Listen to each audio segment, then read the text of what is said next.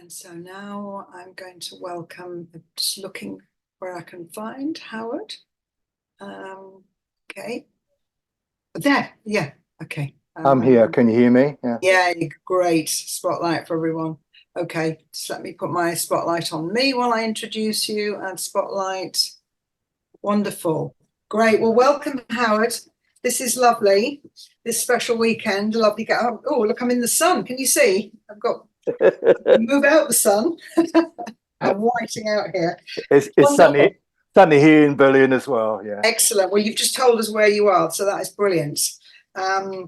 So our next presentation is, Howard, am I pronouncing it right when I say the Sancai Methodology? That's right, yes. Exploring the way of heaven, earth, and human for a comprehensive and holistic consultation to achieve efficacy for your client satisfaction. So let me just introduce Howard, who a master of Feng Shui, Sifu, architect, 50 years of experience, principal of the European College of Feng Shui, as you say, based in Berlin. 77 is young, Howard. You know, you talk about this, you know, this old man of, you know, old wisdom, definitely wise. And I would say,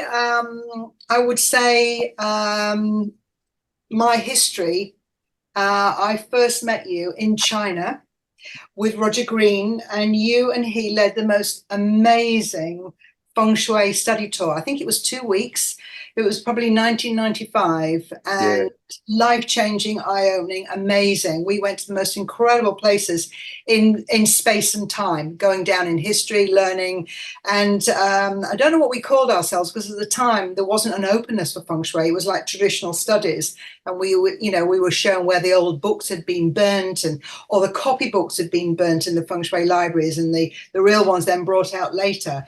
So it was an absolutely amazing, magical time. And even a TV crew came out to meet us, because it was so unusual, because you brought a huge grouping of people from Australia, I think. And then I brought a group from the UK, and we had quite a few Austrian people there. And it was quite a landmark event, wasn't it? It was incredible. So I'm going to welcome you today and say, fantastic. Please share with us and give us your wisdom. Thank you. Anyway, before I start, I'd like to thank Gina. Right, she's fantastic. She's very kind. Invited me to give a talk in this development day. I haven't been involved in a Feng Shui society for a few years now, and it's good to be back and good to see all the faces, and even see Jackie. Right, I haven't seen her for a long time, and it's good to be back again. Okay, so let's start. I try to get through this very quickly and allow a bit of time for questions if I have the time. So I share screen. All right. Can you see the screen, everybody? Okay.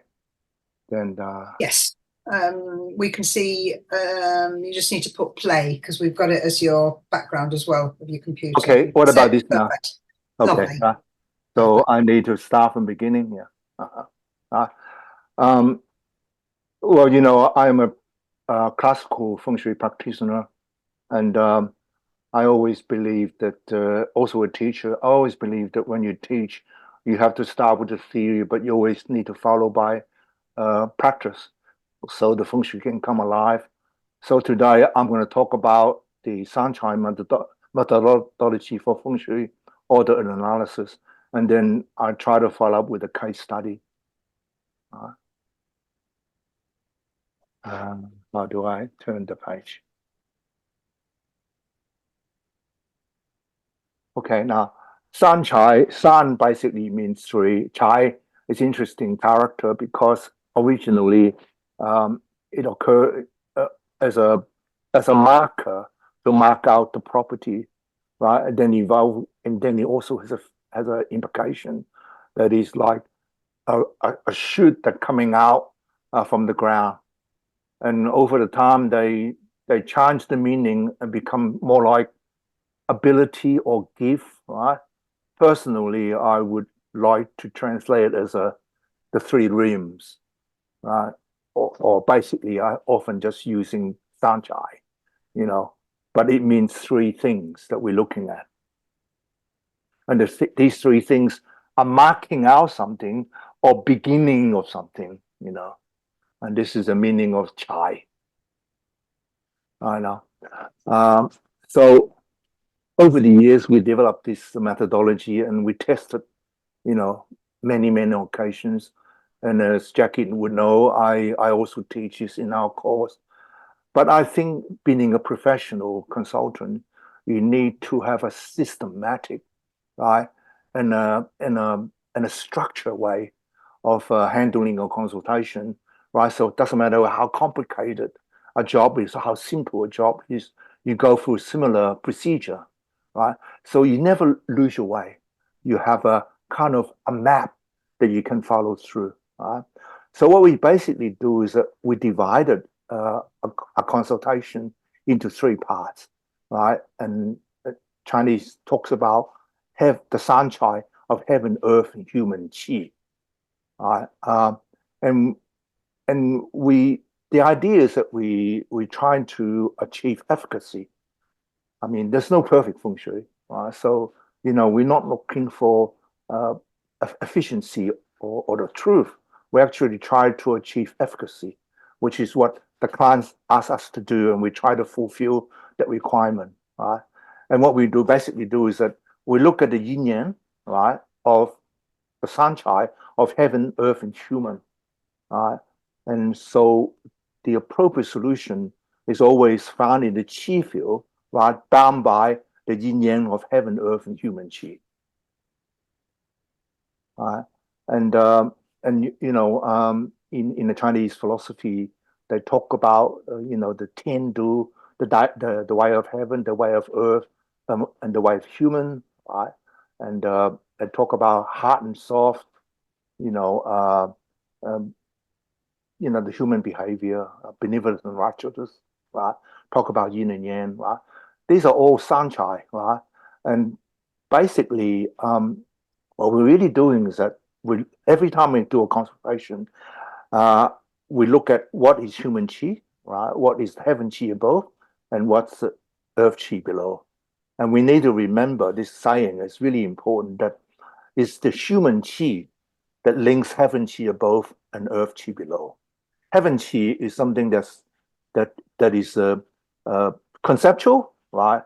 Uh, the solution is usually transcendental, right? The human chi is human behavior, and mostly the time is about psychology, right? And then there is the physical part of it, the earth part of it, right? And that is the practical way, right? So we're talking about intention and action in the same time, right? And intention and action has to come together. So all these sort of talk that people talk about, you know, in the book of secrets or the secrets, right? They talk about intention, but intention without action is just hot air. And just as we divided the hexagram into three parts, we also read the Gua Qi, Qi of the trigram, and that's actually what we do. All the numbers that we find in the Chinese Qi energetic, like the Bagua, and they actually the trigrams. When we talk about the star Qi, they actually the trigrams, and we talk about the Qi of the trigrams. Right? We observe the Qi of heaven, we observe Qi of earth, and we observe Qi of human, right? To read and understand the potential, what is available, what is possible, and what can be done, right? In order to find a solution, right? And we do that with the form school, and we're using causal thinking, logical, systematic, you know, rational thinking. And then we go to the compass school, and we use correlate thinking. You know, everything correlated. You know, like the north correlate to the Kan trigrams correlate to many different other things. Right? And we do calculations, and calculations are a form of meditation, right? And then to find out whether something is promising or not promising to do. So the compass school endorsed the finding that we have in the compass school. I mean, in the form school, right? So the form school and the compass school can come together and they complement each other. And the Chinese actually use the word intercourse. So the yin and yang can come together and have an intercourse. have a inner penetration. But there are layers and layers of them, of course, you know. But the human mind is such a wonderful machine, right? You let the contradictions sit there, and you go for a little, you know, walk. You go have a shower. You go to sleep, you know. And next day, out of the blue, wow! I got this solution, right? This idea, and then you test it, right? If it doesn't work, you know, you start again. You look at a bit more layers of yin and yang, and sooner or later, if you keep the task in mind, right? The task is like the light at the end of the tunnel, right? It guides you through it, right? You know, but you bump from left to right, you hit the boxer, you hit this and that, you hit this kind of obstacle. But if you keep your mind, right, at the light, and the light is your client's requirement, what they want you to do, you find your way. Keep losing the slides. I'm sorry. Yeah. Now, this is the other thing that before I came on, because we talk about qi energetics, so really we need to define what qi is. There's a lot of misunderstanding about qi. A lot of people think qi is some kind of energy, some kind of force that can do work for us, right? That if we hang up a crystal, this qi of the crystal is some kind of force. It can bring happiness or bring peace to us. Now, that is not qi, right? This is the potential of the qi that's been realized, right? That's the feeling you have, the energy and the vibration, but it's not qi itself, right? And it took me many years to find out what that is. And I have a friend who went to Taiwan and spent 10 years doing a PhD in what is qi. When I asked him what is qi, he said, oh, qi is this in Tang Dynasty, qi is this in Song Dynasty. But I asked him, well, what is qi? And he doesn't know. But a few years ago, I come across a book, right? A book called The Key Concepts in Chinese Philosophy by Professor Zhang Daling, right? And it says very clearly, that qi is matter and its potential to become while remaining in material state. Qi is both what really exists, what has the potential to become, right? Try to emphasize one on top of the other is to misunderstand qi. That's why we cannot never make a qi meter, right? Because we can measure and quantify, right, matter, but we cannot quantify and measure potential. So we really talk about things and their potential. And also, we're going to realize that when we do Feng Shui, we look at the world from a certain paradigm, right? And qi is actually in the center of this paradigm because qi is a continuum that links everything together, right? And the Chinese divide all these matters into 3 levels: the human qi, the conscious and unconscious human qi, the tangible and intangible heaven qi. We talk about heaven qi meaning the movement of the sun, right? The movement of the solar bodies, but we also talk about time and space, which has no beginning and no end. And we talk about concept and philosophies, which is very open-ended. And then we have the conscious, unconscious human qi, and we also got the form and formless earth qi. We come into a room, it's got all the physical form there. We can measure how high it is, how long it is, how wide it is. We can, measure all kinds of things in the room. But it also has an atmosphere, which is not measurable. And this is atmospheres really also have a influence. And in human being, we have the intellect, but we also have emotion. We can just talk about the intellect, but emotion is very, very personal. So there's always something you know and something unknown in Feng Shui. And the idea is you get to the know, get from the know to the unknown, and back to the human again. So in a consultation, we always start with the human qi. We need to find out what our clients want us to do. And most of the time, people have their personal problem is because they really don't know what they want. Right? We can do anything we want to do it now. We got all the technology, all the means, right? All the abilities, all the gifts, right? The chai to achieve what we want to do, right? But the problem is a lot of people don't really know what they want. And if you don't know what they want, it's like, if there's no question, I cannot give you an answer.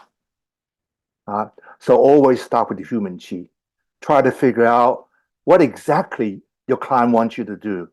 And you have to read between the lines, so you have to uh, do interviews, talk to your client, try to figure out why is it that you choose this place and what are you not happy with this place? Is it really the place or something else? Right? You need to find out exactly what you have to do first, because that is the light at the end of the tunnel that allows you to get through this mysterious journey from point A to point B. Then you start with the earth chi. The earth chi is something tangible, not quantifiable, something we can talk about, something on a conscious level, right? Only when we have a clear understanding, right, of the human chi and the heaven chi and the earth chi, right, that we go to the heaven chi. And the problem with heaven chi, there are so many different feng shui systems we can follow, right? We have the traditional system like flying stars, Hong Gua, and all these things that we can use, right? And in New Age, we've got three Do Bagua, Professor Lin Yin system, where you fishing for people's worry, this is your missing wealth corner, right? Therefore your wealth is missing, right? Is that, and if you respond to, oh yes, I don't have really too much money, then you say, that's an issue. Then you go into it. These are new age approach, but they're traditional. You just ask, what is your problem? What do you want me to do? What can I do for you? And then what you do is that you put the three together.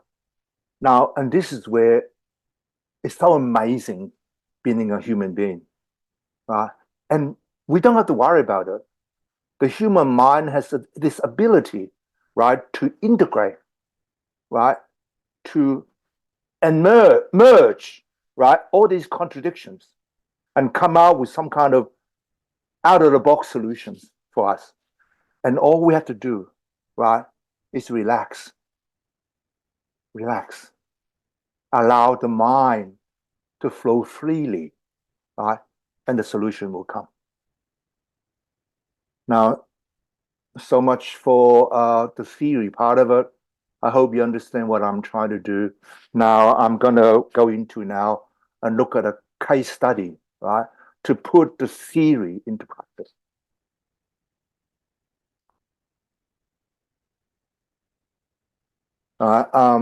This is the job that we did in Oregon in America, and it is. And I think if I can, I'll show you a video, quick video. This is from the southeast direction. Looking at the house. These two pine trees stay. Planning to remove that particular tree right there.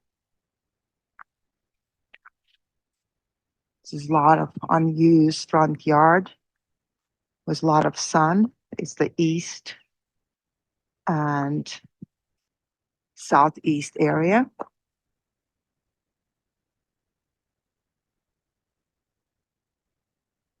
The two-car garage is more in a direction to kind of angled.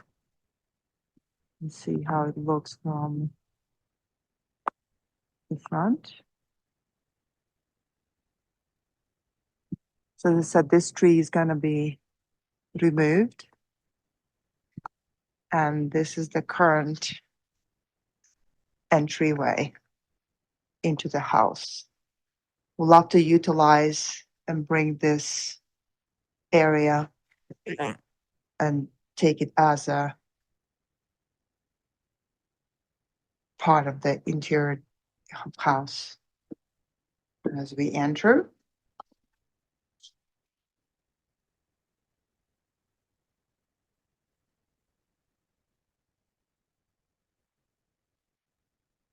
Oh, sorry. Right now. Yeah. Okay, right. I think that's. This way. I think Right we don't have triangle. time to see through it. But I just I'll stop here. All right. Okay. Existing living room. Uh okay. Right. I I just haven't got time to go through the interior. But basically, what happened is they had a fire there, right? And the insurance company is willing to uh, pay the reconstruction, right, of the after the fire, right? And the owner, the lady, it's a lady with the Mingguan number 4, right? And she's been living in the house for some time, right? And then her son moved to the Zen monastery, and so he left home, right? So she's by herself, and some from time to time he come back home, and he still considered the family home his home, right? And the house burned down last year, right? Now insurance is going to pay for it, right? Uh, and but the thing is that if you don't build back exactly what it is, right, then you have to pay additional. You got to put back exactly what it is, right? But she wants us to improve the feng shui of property, have a better chi flow, right? And she wants to see. She's worried about. She's kind of at the retirement time now, and she's worried about the income. You know, when she stopped working, right? And she wants to be able to turn the gaming room, which is one of the areas in the house, into a additional rental income, right? And she loved the place, you know, the lights and the location, right? And she's also a yoga teacher, and she likes to have a yacht, right, to be able to teach yoga in her own home. So these are things that we find out, and things that we decided what we have to do. We have to put the house back in such a way that doesn't cost too much money, right? And then and improve the chi flow, and and give her some means of creating a retirement income, you know, to feng shui in the reconstruction uh, of this place being burned down by fire. Right, so this is the site, right? Now we're moving into the earth chi study now, and this is the site, and this is the house, right? The dimension of the site, and it's in a street, right, and near a corner, right? This is south, and this is sunny side. Okay. And this is the internal layout she's trying to show us. Basically, you have the garage, right? You have the gaming room, which you want to turn it into a self-contained apartment. You come in the entrance we saw, and you got the living room here with the fireplace. And this is the fireplace where we caught fire, and we can actually explain, you know, from a flying star point of view, right, why it caught fire. And there's a couple of bedrooms in here, and there's a kitchen, right, dining room, right. So there's two bedroom place with a living area and kitchen, and she wants to at least keep that. Uh, uh, then we look at a macro study, right? This is a macro study. We look at the place. It's like a bird, you know, we fly down, right, from a high level, and we come further and further down, try to understand the context of the site, right? Macro level, micro level, right? We're looking at where the, you know, you can see where the site is located, and you see the main roads in here, right? So we try and understand the micro level of how the local area works, and we go further down, right, into the district level, into neighborhood level, and this is the property, right? So we try to get an understanding, right, of the situation, right, earth situation, the physical situation, right. And then we go further into studying the site, and we look at the heaven chi, right, the tangible heaven chi, right, the weather pattern, where the rising sun is, where the setting sun is, where the sunny side is, where the shady side is, where the cold wind will come from, right. And we also look at the ceiling model, the four mythical or from four celestial model, to see where the chi is gathered, right, in the side. Because it's very simple in feng shui. We try to gather the qi in order to gather love and affection. The Chinese sign, where there's qing, where there's love and affection, everything is possible. So what we're really basically doing in Feng Shui is that we try to get our clients fall in love with their place. When they're in love in the place, they will look after the place will talk to them, there's communication between them, there's relationship between the place of living and them, right? And when there's a relationship, everything is possible. And this is trouble people don't realize when you do business with Chinese. They don't look at a contract. They look at what kind of emotional connection you can have with them, whether they can trust you or not, whether they can connect to you or not. So we look at the original character of the property, of the house, right? We try to analyze what is there existing, right, and what we can change or we cannot change. And then we look at the mine house, right, and the area where we can look at the self-contained unit, right, and we try to use the awkward corner, right, as a bedroom, and keep the living area in a more rectangular, regular shape, right? So there's one part of it which is the main house, and there's other part of it which is going to be the self-contained apartment, right? We look at the indoor-outdoor relationship, right? Where she can park, she can have the yacht to teach her thing, and we also look at how you can enter right into the mine house, and also entering into the self-contained apartment. And we decided that it's good to have an entry area where where it is allocated, right, for the mine house, and also another entry area, right, that's allocated for the apartment. So there's privacy, there's a sense of an individual ownership. You know, when someone rents this, right, he has a private space and he can enter in a private entrance, right, without actually needing to share, right, with the rest of the house, right. And this is the first proposal we made, right, to the client. But the first proposal, right, the first meetings is always just part of the consultation. We had to get the feedback from the client, uh, look at the pros and cons, how she sees the situation, right? And we discovered that in our proposal, we are in actual fact, we need to make some changes inside. This is external relationship, right? And then after that, we did our flying star analysis to look at whether what we intend to do is auspicious or not. And it's actually pretty good chart. It's got double family star arriving in the facing. So there is actually support for wealth and health, right? And we also look at the flying star chart for the apartment itself. Okay, to decide whether it's good to do what we intend to do, and we look at the relationship between the two from a flying star point of view. So we look at the form, right, and work on the form, and then we work with the formless, the intangible, the intangibleness of time, right? Whether something is promising or not promising, or auspicious or harmful or not. So we join the two together, right? And then after that, we gave the proposal to the client, right? And the insurance stipulation that in the case any changes in the main apartment will cost extra financial input, and therefore we made minimal change, but we made it work. We actually we organized the office and the dining area, but in the same time not costing too much money. Basically, cost nothing for them to actually make these minor changes from the insurance perspective. And then we concentrate on working on the self-contained apartment.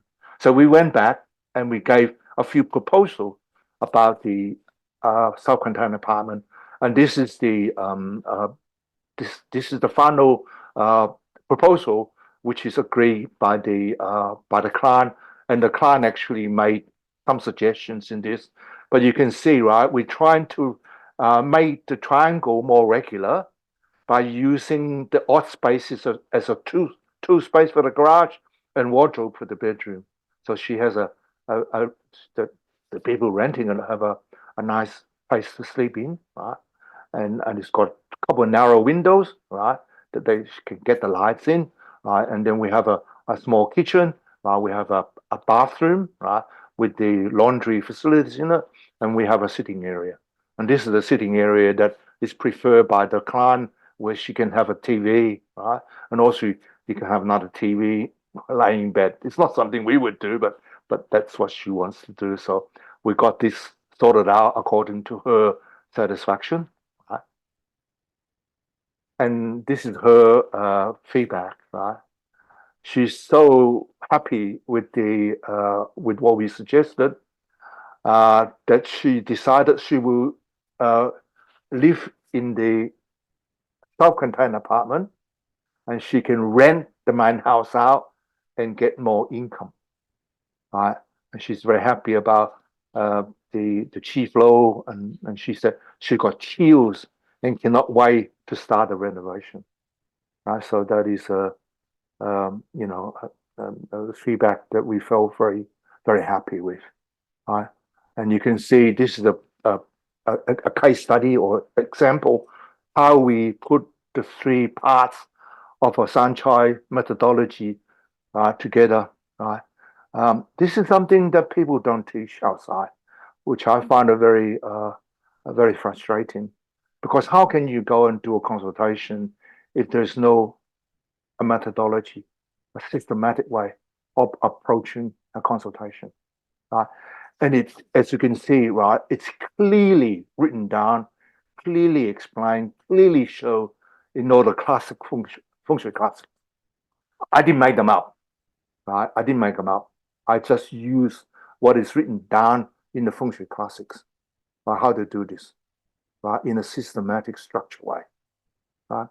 So in a way, you can say Feng Shui is part science and part art, right?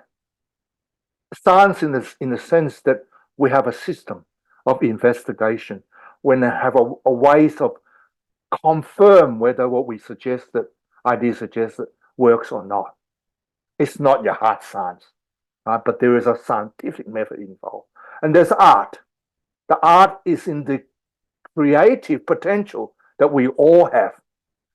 Somehow we had to become an artist, right? In putting all these contradictions together, right? All the things that can opposite each other, right? But the beautiful thing is that we don't have to worry about this part. We have the natural ability to do it. All we have to do is don't push it. You know, it's like if you're interested in a woman, you don't want to ring her up every day. You know, you want to lay back a bit, be cool, right? She'll come around if you're the right person for her. But as soon as you start pushing, right, trying to find a solution, try to find, the answer, you lose it. So therefore, once we go through this process, I suggested to my students, relax, let go, it will come. Trust me, trust nature, trust who you are, because that is the nature of being a human being. We are creative by birth, creative by nature. Let it be. Beautiful. Beautiful. So how, before we go, can we take, are you happy to take some questions? Yes, but before I finish, I've been asked to have a takeaway message. Lovely. And this is my takeaway message. Always in thinking twos and threes, yin yang and the Sancai, right? And it's also given to you in the Feng Shui, in the Chinese classical literature, right? This is coming from the Tao Te Ching. He said the Tao, right, gives to one gives birth to two gives birth to three gives to 10,000 things, right? And all things carry yin and embrace yang. When you have the yin and yang combined, interpenetrate with each other, all things is possible. I didn't make it up. It's written down. right? It's written down. And yet nobody teaches stuff. I don't know why. 50 years now I've been working in the, almost 50 years, working in the cold phase of Feng Shui. No one talks about it. And I talk about qi or something like energy vibration. That's not. It's something after that the potential has been realized, that we can feel its energy, we can feel its vibration, but it's not qi itself. We are in fact working with matter and its potential to become. How to put these potential together, how it let it happen. That is actually what we do.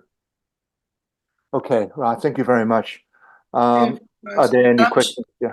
Yeah, let's if you want to yes, just show that, and then people take a screenshot of your details there. And I'm sure you have other case studies, and perhaps we could do a webinar one evening and look at one or two more. People have some more time. Let's just see what questions we have. Well, I also happy that if somebody got a consultation to do, and I can do a cold turkey, I can actually do it in front of you, like exactly what to do. Basically, nothing too complicated, it takes time. But something very simple. I will just go through the same process. It doesn't matter what kind of job you have. You should always start with the human chi. Always. Yeah. Then look at what is tangible, and then look at what is intangible. And then just sit there. Boom, it will come. All right? It's very simple. Feng Shui is not difficult at all. Yet we sidetrack all the time. We're thinking some kind of key that when we get it, everything's right. It's not like that. Okay. All right. Somebody made a comment about we shouldn't take trees down, I think. Isn't removing a tree against the Tao? Maybe you want to comment on that.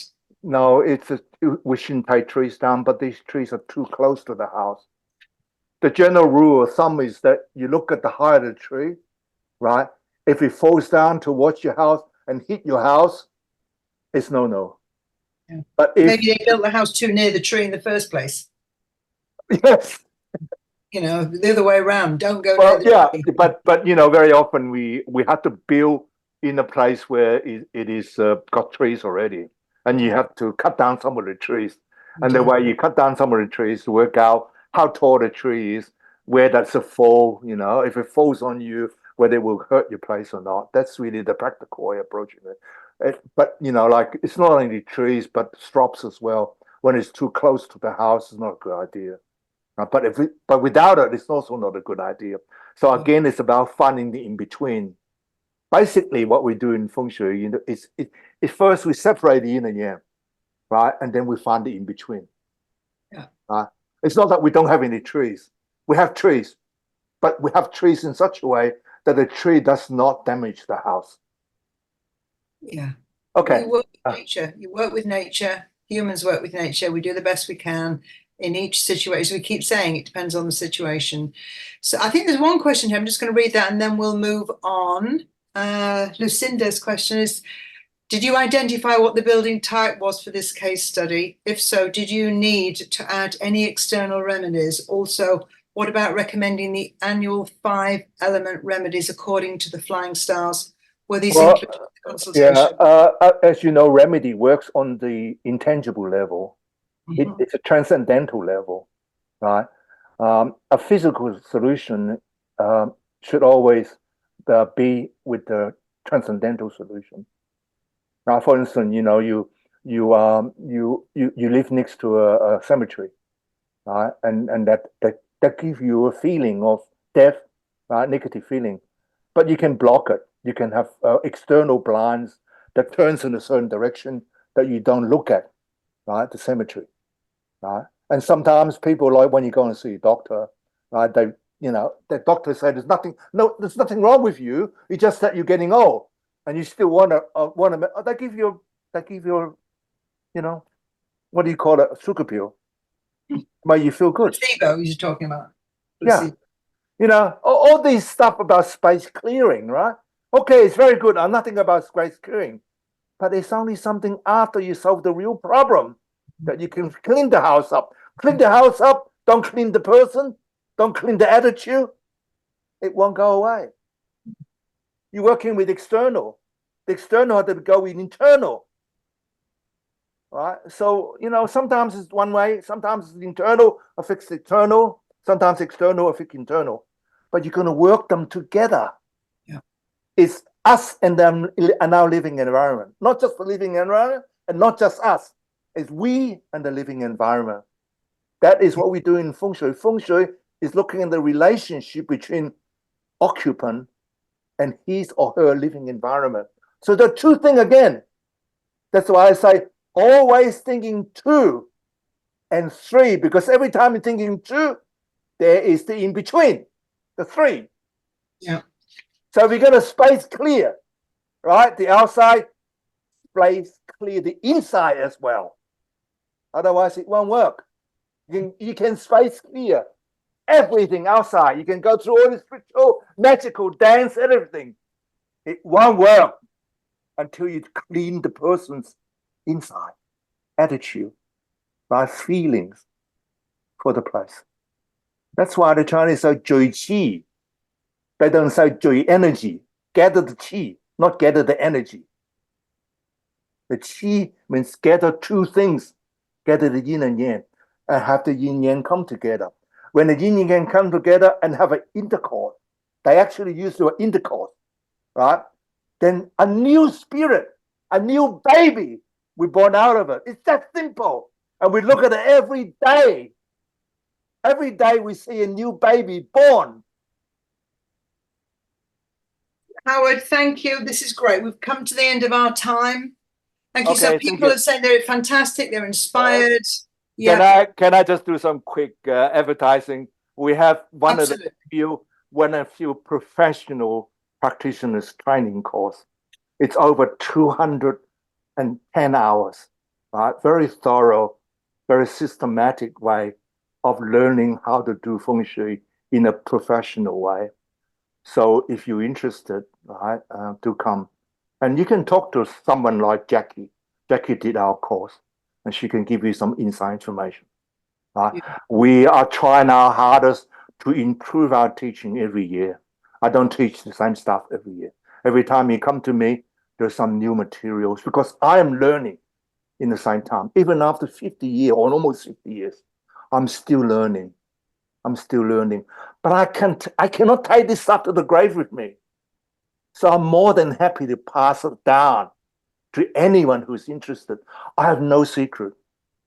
I let it all hang out. Okay, thank you very much. Howard, that's fantastic. Thank you so much. You want to just stop your screen share and then we're back to our gallery. That's okay. Lovely. Right.